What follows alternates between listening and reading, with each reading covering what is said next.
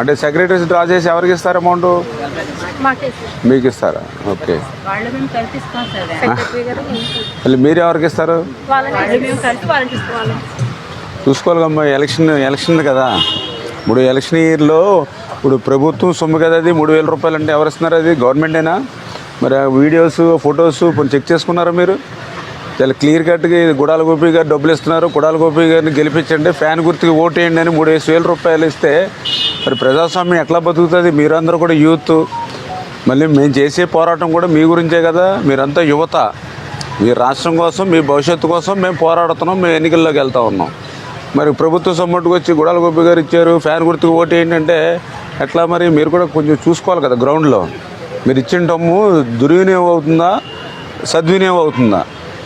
Volunteer ఏం చేయాలి? Door to door వెళ్ళి బెనిఫిషియర్కి ఇవ్వాలి.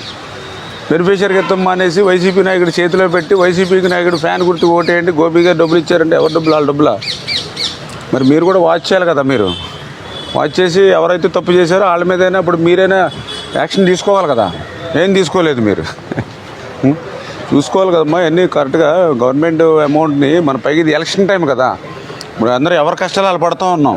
పొద్దున్న 6 గంటలకు వెళ్ళి పాదయాత్రలు చేసుకుని రాత్రులు అక్కడే పడుకొని కుటుంబం తిరుగుతూ ఉన్నాం ఎలక్షన్లో. మరి గవర్నమెంట్ డబ్బులు వాళ్ళు ప్రచారం చేసుకుంటే మరి మేము ఎట్లా వెళ్ళాలి ప్రజల్లోకి? కొంతమంది నమ్మి వాళ్ళు ఉంటారు కదా. బాగున్నారా?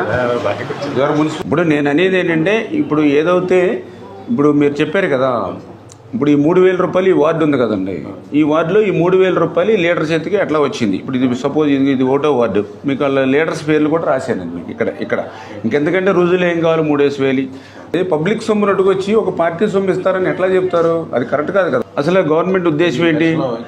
డోర్ టు డోర్ కదా మన పెన్షన్ ఇవ్వాల్సింది. డోర్ టు డోర్ పెన్షన్ ఇవ్వాల్సింది హాల్లో పెట్టి ఎట్లా ఇస్తారు పెన్షన్? ఇది కూడా 3,000 రూపాయలు చేతిలో పెడతా ఉన్నారు వీళ్ళకి.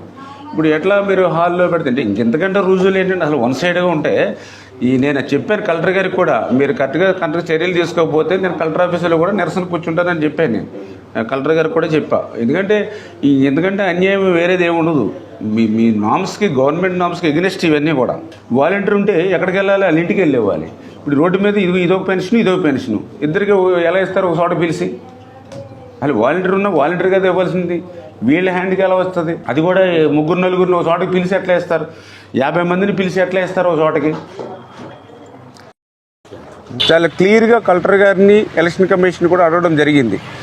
ఏదైతే ప్రభుత్వానికి సంబంధించినటువంటి పింఛను సొమ్ము వైఎస్ఆర్సీపీ పార్టీ నాయకుల చేతుల్లోకి ఎట్లా వెళ్ళింది?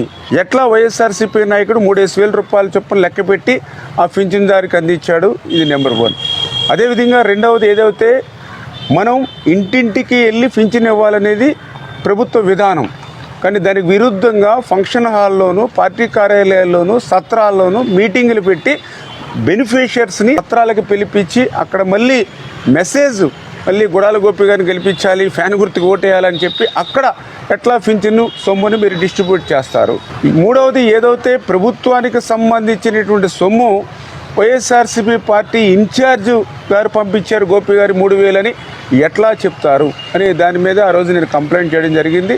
దాని మీద ఈరోజు ఏదైతే ఎలక్షన్ కమిషన్ కానీ అదేవిధంగా మరి కలెక్టర్ గారు ఏదైతే విచారణ కమిటీ ఏదైతే వేస్తారో ఆ కమిటీ విచారణలో భాగంగా ఏదైతే ఆ వార్డుల్లోనూ ఆ గ్రామాల్లోనూ ఎవరెవరైతే వైఎస్ఆర్సీపీ పార్టీ నాయకులు 3,000 రూపాయలు వాళ్ళకి పంచుతూ ఏదైతే ఫొటోస్ ఏవైతే ఉన్నాయో ఆ 3,000 రూపాయలు వైఎస్ఆర్సీపీ నాయకుల బెనిఫిషియర్స్కి ఇస్తూ వాళ్ళు మాట్లాడినటువంటి వీడియో రికార్డింగ్స్ ఏవైతే ఉన్నాయో అదేవిధంగా పేపర్ క్లిప్పింగ్స్ ఏవైతే ఉన్నాయో మొత్తం అన్నీ కూడా మరి ఎవిడెన్సెస్, డాక్యుమెంట్స్ అన్నీ కూడా మరి ఇప్పుడే ఆ కమిటీకి కూడా అందజేయడం జరిగింది.